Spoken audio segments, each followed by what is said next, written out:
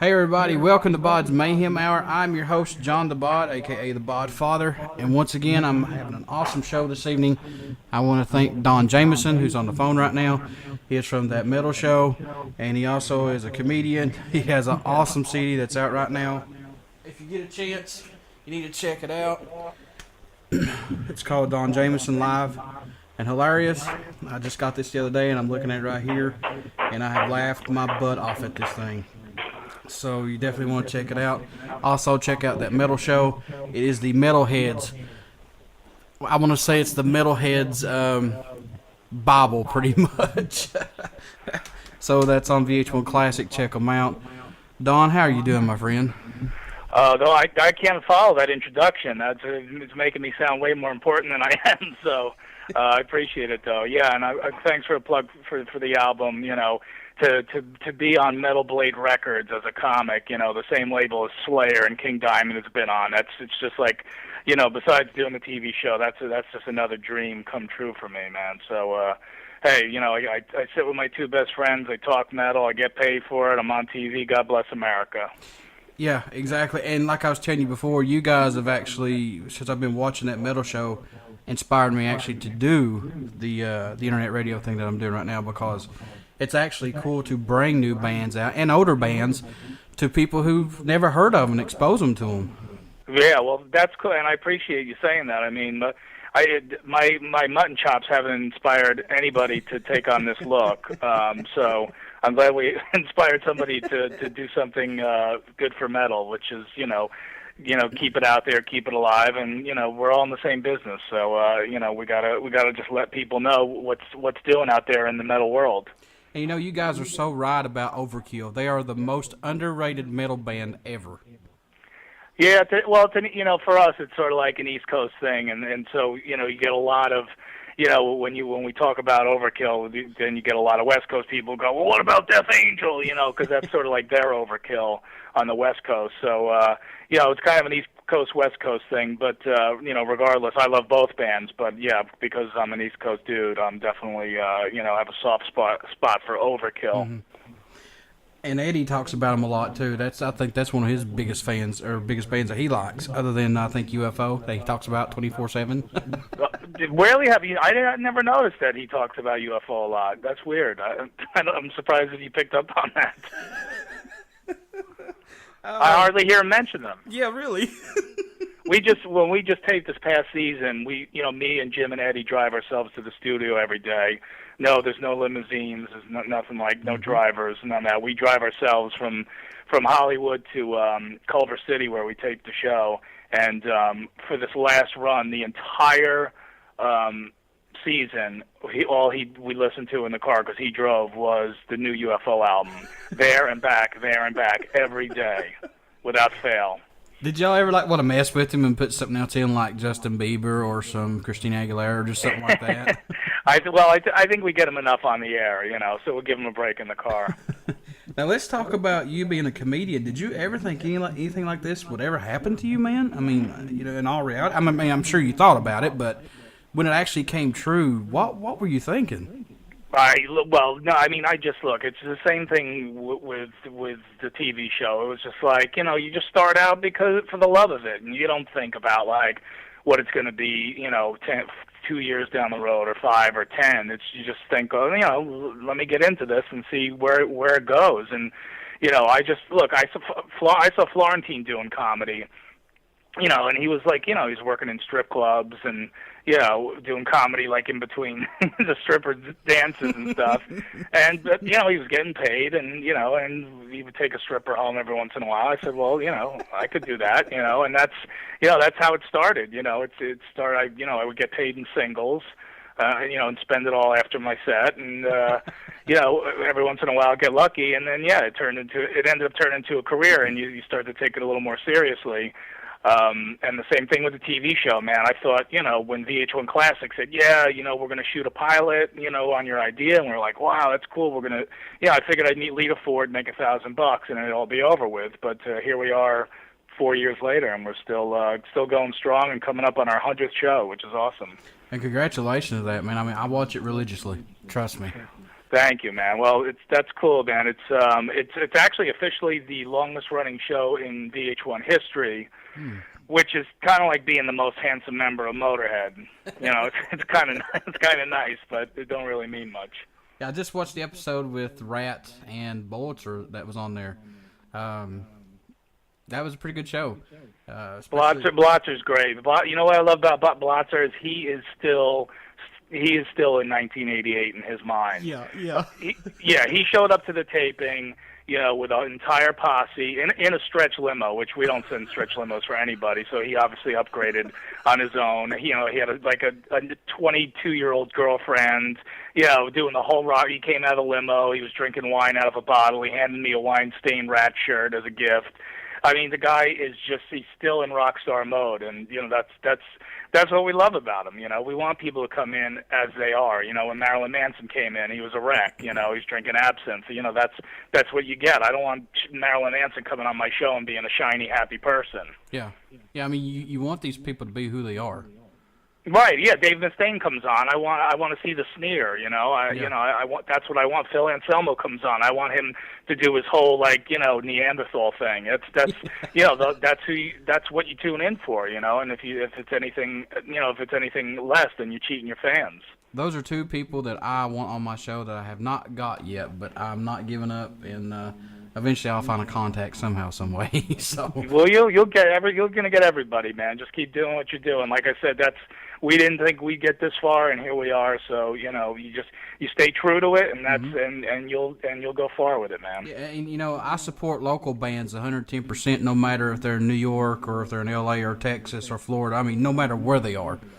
Well, that's because you never know where the next Metallica is going to come from. Yep. So there's got to be support at the local level, you know, and people forget about that. You know, it's like, you know, people complain that, you know, it's $100 or more for a ticket to see their favorite band. Well, all right, well then if you can't afford that, go support your local bands. Yep. You know, because they'll be the next. You know, one of them could be the next band that you're paying $110, $120 a ticket for. You never know, but you got to support them. Yeah. I mean, just because you can't afford it, I mean, just like you said, there's locals. I mean, they play every weekend almost. These guys are religiously doing this pretty much every single day. I mean, they sweat and they bleed this stuff. And, you know, every weekend they're out for you. Not them, they're for you. Right, and you know, when I started doing comedy, you know, I had people who supported me. You know, when I was playing all these crap houses, you know, I'd have these people come and see me in pizza places and you know, beer halls and firehouses and shit, and you know, and oh, sorry, I don't know if I'm allowed to curse, go ahead, but port right on. But you know, because I had support at a young level, that you know that really helped my career, you know. And now that you know people know me from the show, you know, now you know I have actually fans come out and check out what I do, and it's really cool. Now, with you in comedy, and who are your influences coming up, other than the fact of music? We'll get in that in a little bit, but on your comedy side, who are some of your major influences coming up? Well, a lot of my influences in comedy were actually musicians. I mean, you know, to this day, I mean, you watch an interview with Ozzy, and he's got, you know, more one-liners than Rodney Dangerfield ever did. You know, he's like, you know, he's hysterical. You know, you know, Alice Cooper. God, you know, you listen to Alice Cooper tell a story. He's like the Bill Cosby of metal, man. He's like, you know, he'll tell this great story, and then at the end, he'll have this killer punchline to the whole thing. You know. So he's a great storyteller in that regard. You know, even Pete Steele from Typo Negative, you know, may he rest in peace. Yeah. A huge Typo Negative fan. That guy was so like deadpan and you know, just so like self-degrading to himself, but, you know, but in a humorous way, you know. And he was like Stephen Wright, you know, a gothic Stephen Wright, and I always loved that about him. So a lot of my influence as a comic actually come from musicians. And another guy too that is hilarious is Zakk Wylde. I mean, you would never know that until you meet the guy, but he is hilarious. Well, if anybody missed the show in this newest season that he was on, try to catch it on repeat, because yeah, he is just. He's a one-man walking entertainment complex. Yes. It's just jokes constantly. He is by far my favorite all-time guitar legend hero, pretty much my idol. Right. Yeah. Well, he's one of the best for sure, no doubt. And I got to interview him, and it was just joke after joke. I mean, it's like two buddies sitting here talking. You know, it's like we are. So. Yeah, he's amazing. he's such a loon, man. I love him. And I saw where he had brought Eddie out a jacket the first time he was on there, and Eddie's like, it won't fit. Yeah, he brought him. You know, that's fun. Yeah, he tried to bring him like the same size me and Jim wear, and it's like it ain't happening, you know.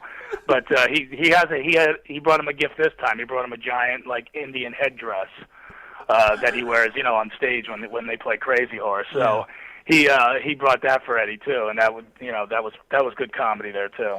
Did you ever get into like stuff, say like Richard Pryor and Bill Cosby, stuff like that? I mean, did you get into Red Fox too? I mean, oh my God, they're pretty good too.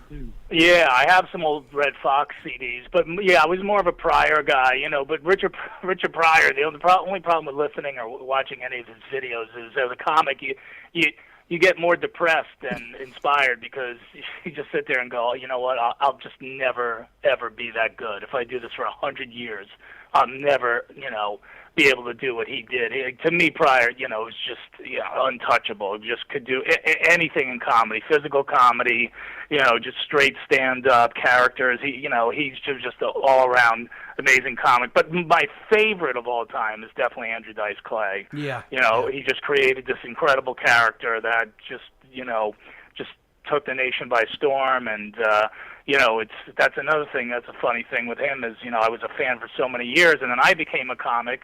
And I actually started opening for him about 7 or 8 years ago, and now he ends up being, you know, one of my good friends. So it's just these things just all, you know, kind of come around.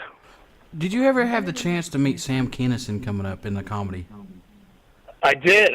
Well, you know, Sam was already a superstar by the time I met him, and I got to hang with him a couple of times. And I'll tell you, man, you know, again, he, you know, a true original, you know, definitely, you know, that outlaw comedy vibe, the rock and roll comedy vibe, and that's what I loved about Dice too. Those two guys always had, you know, they were like rock stars. They weren't even comics. They're like rock stars who told jokes, you know, and that's what I loved about them. But Sam was really magnetic and charming and all that stuff. It was just, you know, at night when the Demons came out to play was his downfall. Now, you're talking about Ozzy with his one-liners. I mean, he is a walking funny machine. I mean, you can actually sit there and pull any joke from that man. He could, you know why? Because he just talks honestly. Yeah. And that's what's so funny about him. I mean, he'll just blurt out anything, you know, and he's not afraid, because it's, you know, everybody knows everything about Ozzy. The eating the head off the bat, the peeing on the Alamo. I mean, he's an open book. So for him, it's, you know, he'll just blurt anything out, because it's like, well, you know, yeah, everybody knows everything about me anyway. So that's the true. That's, you know, when you're a comic and you could truly be that honest, then that's when you'll become great. Yeah, exactly. You know, it's sad. I got to see them. Well, I didn't get to actually see them live, but I saw them on YouTube. Somebody posted a video of Black Sabbath at Lollapalooza, and of course Bill Ward's not with them. But everybody's like, "Ozzy's off. He's off." I was like, "Have you ever seen a freaking Black Sabbath show, period, or Ozzy period live?" I mean, Ozzy is just Ozzy. He's not off. It's just Ozzy. That's all it is. Right. Absolutely. Yeah. And look, I mean, these guys are all in their, you know, mid-60s now, man. Yeah. So this is probably the last time around. You know, look, for me personally, you know, without Bill Ward in the band, you know, I'm not crazy about that, you know, to be honest. But I've been lucky enough to see Sabbath, you know, you know, in the original form many times. So, you know, I'm protesting, you know, this tour. But for people who haven't, you know, gotten a chance to see it, it's you know, it's so worth it. It's just such a piece of musical history that's, you know, going to be going away pretty soon, man. I mean, this is probably the last go around for these guys. Yeah, and ain't they supposed to be coming out with a new CD? Am I correct on that, or am I wrong? Yeah, well, they recorded a bunch of stuff, so you know, we'll see what happens, whether or not, you know, Bill's going to be able to play some drums on there, or what they're going to do with that. But yeah, that's what they're talking about, new album. And you know, it's, as a metalhead, you're like torn. You're like, well, you know, I'd love to have one more Sabbath album, but at the same time, those first 8 albums are just so, you know, so classic, and you don't want to tarnish that sort of era, you know, with a bad record with Ozzy. Yeah, obviously all the Ronnie James Dio stuff's great too, but if you're just talking about Ozzy's Sabbath, it's like, unless it's really great, man, don't put it out. Just those I can listen to those first 8 albums, until I'm 1,000 years old. Yeah. And I'm a huge Black Sabbath fan. I do like Gus G that's with him, from Randy Rhoads to Gus G to Zach. I mean, my God, the man has had the guitar players. I mean, he's had them.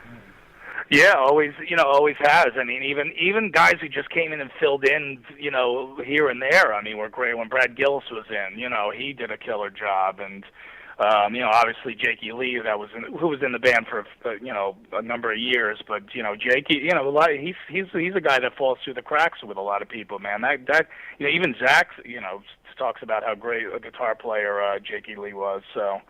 Wow. He's the one guy we got to track down and get him on our show, man. He's an elusive one. Yeah, exactly. Now, going back to your CD that you have, the Live and Hilarious, what would you say your best joke on here is, Don? What can we talk about that a little bit? What actually got this together, and because I love it. It's pretty good. Oh, well, thanks. Yeah, I don't know what my best joke. Hopefully it's pretty much a cross section of like my career up until that point when I recorded it, which was about 1.5 years ago. Mm-hmm.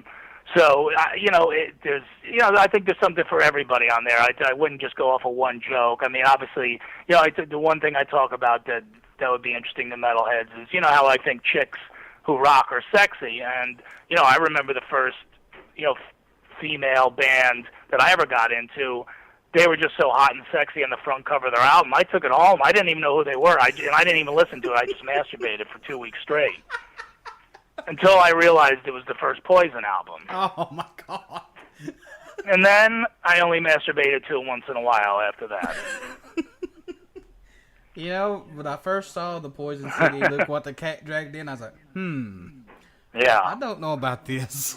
Yeah, this could get me in trouble. But, yeah, so there's stuff on there for metal fans, but then there's also there's political stuff on there. There's, and then there's plenty of dirty jokes at the end, sex jokes and stuff like that. So, that's the thing is I didn't want to just do it for metalheads. I want everybody to enjoy it. So, but there's definitely, a good nod to our fans on there. And, of course, the packaging is based on Thin Lizzy's Live and Dangerous. So. Yeah, I mean, like I said, everybody, this is an awesome CD. I've literally laughed my butt off at this. It takes me back to the Roy D. Mercer days. That Roy D. Mercer's good, and it's a redneck one, but I don't care. I love it. And other than that one, this one has actually made me laugh pretty hard. Well, I like to do. Yeah, thank you, man. What I like to do is, man, I just like to push people to the edge, and I like making people laugh at something that they wouldn't normally laugh at, and then they catch themselves. And then laugh again, I love stuff like that, I love to make people, kind of tense in their seats and then go, oh, all right, not sure where I'm going yet, and then, hit them with something hard. And, it's definitely an edgy, piece of work, but it's definitely not. If you're into Dave Coulier, you're not going to be into my CD. Yeah, another thing, too, I want to talk to you about is, my stupid fire alarm is going off for some reason. It never fails. But, what happened? My stupid fire alarm always goes off. It never fails right during an interview. Well, this talk is getting hot, man. We're talking about molten metal, man. Yeah! Oh, dude, this is awesome. So, do you guys really get bombarded with stuff when you're out with Eddie, people running up going, hey, man, I could stump you. What do I win? I mean, do they aggravate the crap out of you guys about that? Well, look, man, when we go to, like, rock shows and stuff, it's flattering, man, because, we're three dopes from New Jersey, still in our mid-40s who wear our concert shirts, it's like, where in what other universe would the three of us be popular? But, in a crowd full of, hard rockers and metalheads, it's sort of like, three hot chicks walking into a bar, and, people are just excited to see us, and so we love the attention. During just during regular hours, like when I'm walking down the street in my town or whatever, nobody knows who I am, and that's cool. But the fans are so cool. I mean, all metalheads are the most loyal fans of any genre of music, hands down. I mean, there's just no group of fans that are just so dedicated, to their music, and we always hope that they'll find us somewhere on their dial, because we're way up the dial a bit on most people's TVs. But once people found us, they locked into us, man. So the recognition from the fans is awesome, man. Let's talk about how you guys met Eddie. You and Jim were actually coming home from a show and just dialed in one night and got him on the air. Is that right? Yeah, well, we used to listen. We were fans of his radio show, because we would, be driving back from these awful comedy gigs, and we would drive, because me and Florentine would drive anywhere for a gig, and we would drive, a couple 100 miles, and, so all we cared about coming home, like on a Friday night, was like, just got to get in trunk range, so we could get the radio station tuned in on our car. This was before the days of satellite, so we'd have to tune in his New York City show. And once we got in range, we're like, oh, cool, he's playing Accept, oh, that's awesome, and hear him talking. And we used to call in and request stuff all the time. And then we just eventually met, and we started guesting on his radio show, and we were like, this could be something. Yeah. And it has. I mean, it's awesome, because I remember the days growing up of MTV when it was actually good. Well, yeah. I mean, Headbangers Ball, man. I mean, if you were a metalhead, that's as I was then and still am today. I even watched it when Adam Curry would take off, like he'd put on like a black T-shirt and put on a leather jacket, and then he became the Headbangers Ball host. I was just like, you didn't care whether he knew anything about metal or not. You didn't care. You just wanted to get your weekly fix of metal, and you'd tune in on midnight on a Saturday, or you made sure you were home by then, to watch it. And that's how people have been treating this show. So. Yeah, I want to say this right now. This is for you and Jim and Eddie. This is God's honest truth coming from the metalhead. Thanks for carrying the torch. Believe me, it's an honor, and the more the show grows and becomes popular, the more we know that too. We know that we have a responsibility to the fans, and so what we do is we just keep it real. It's that's the most important. And that sounds like a cliche, but metal fans can see through phonies in a second. We always said from day one, no matter what, we gotta talk honestly and openly on the air, just like the three of us are just kicking back, sitting on some road cases backstage on a Saturday night, talking to, with Bobby Blitz from Overkill, and we got to keep the conversation in that vein and talk as fans, because we're fans, and so if there's, we know the questions to ask because we're fans too, and we got to make sure that we do right by the people who watch the show. We know what everybody wants to hear when so and so comes on. When Jeff Tate came on, it's like, yes, everybody's dying to hear, his side of the story on the whole Queensryche mess, and when anybody comes on, we want to make sure that the people who watch the show are getting the information that they want. Yeah, and you guys do that. You guys are informal, no matter if nobody likes it or not. It's straight to the point. There's no around it. I mean, if someone leaves and there's, people wants to know what's going on, you always ask that. I think that's really good, because why leave it, in some fans' mind of going, well, what happened to this guy? Why ain't he in the band right now?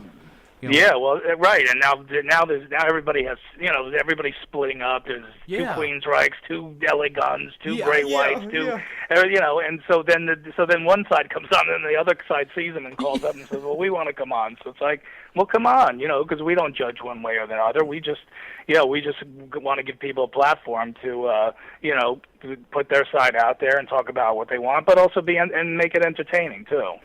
Yeah, exactly. It's like when you guys had L.A. Guns on this past, this last episode I saw. And then you had the one before that, the guy before that. And I can't remember his name for my life.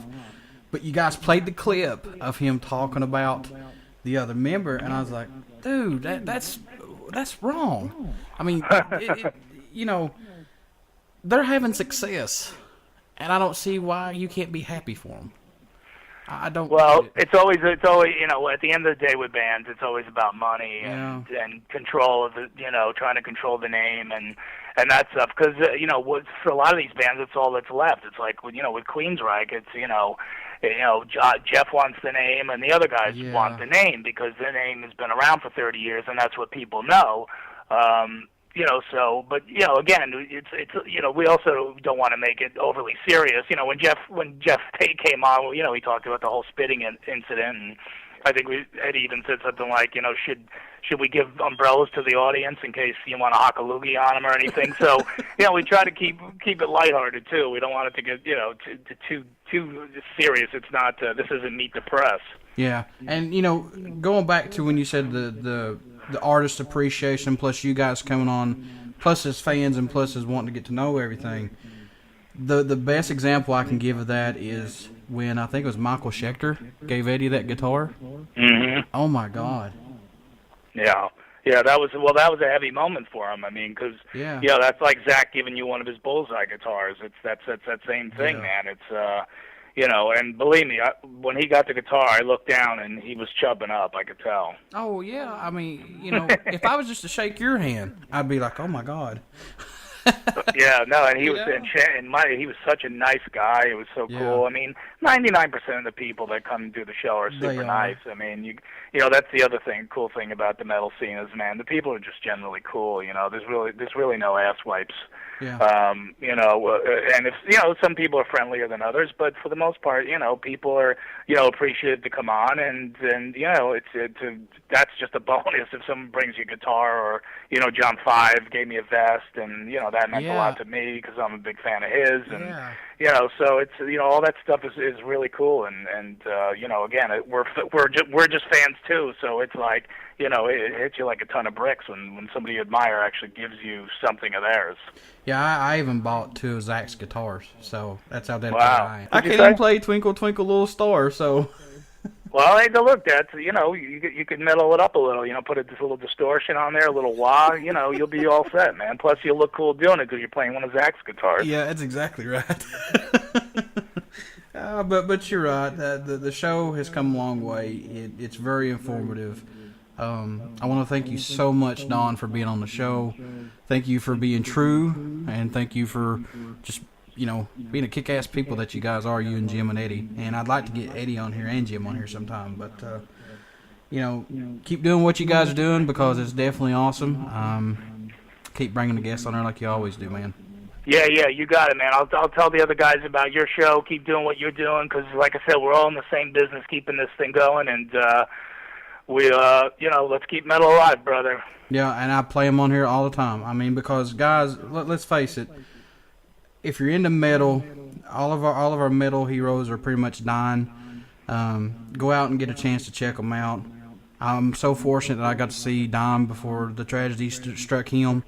Mm-hmm. So, I always give it up for the Dom. I always do on every show just about. And well, that's what we got, the Dimebag guitar on our set from day one, and it'll be there till the day that they tear down that set, man, because, we always got to give love to the idol. Yeah, you can tell I'm a true metal fan. Yeah. But, Don, how can people get a hold of you if they just want to say, hey, man, what's up, or get a CD from you or something? They could go to my website, donjamieson.com, or they could, I'm on Twitter, too. It's @RealDonJamieson. And if you don't mind, would you care to do me a promo before you leave? Sure, what do you want me to say? Just say, this is Don Jamieson from That Metal Show, and you're listening to BODS Mayhem Hour. Hey everyone, it's Don Jamieson from VH1 Classic's That Metal Show, and you are listening to the heaviest, girthiest metal radio this side of Eddie Trunk. Yeah, that's right. It's BODS Mayhem Hour. Thank you so much, Don. See, that was worth waiting for. There you go. Thank you so much, Don. You only hear these interviews right here on BODS Mayhem Hour and Uber Radio Network. If you guys ever get a chance, go to VH1 Classic on Saturdays at 8 p.m., I believe, and check out That Metal Show. I mean, oh my God. These guys ask all the hard questions, and they get the answers. So, Don, thank you so much, brother. Thanks a lot for the support, dude. We'll do it again soon. Yes, very, very shortly. Very, very shortly. Take care, brother. See ya.